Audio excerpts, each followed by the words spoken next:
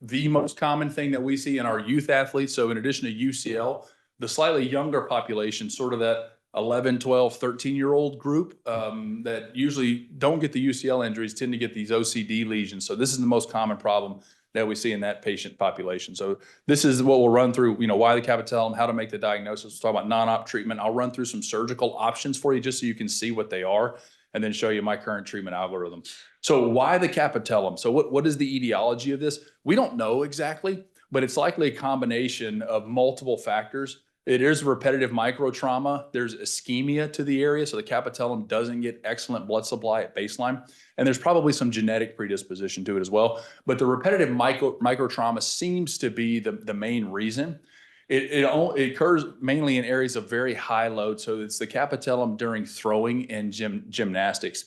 The incidence in youth baseball is somewhere between 1 to 7%.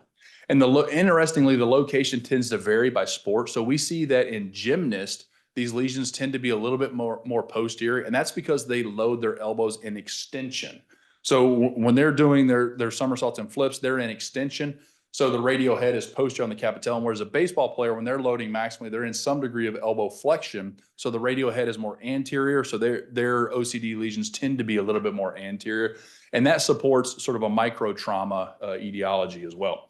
So in order to make the diagnosis, the things we have to talk about are, where is your pain? This is pretty easy to distinguish from UCL injuries. UCL problems are on the inside part of the elbow.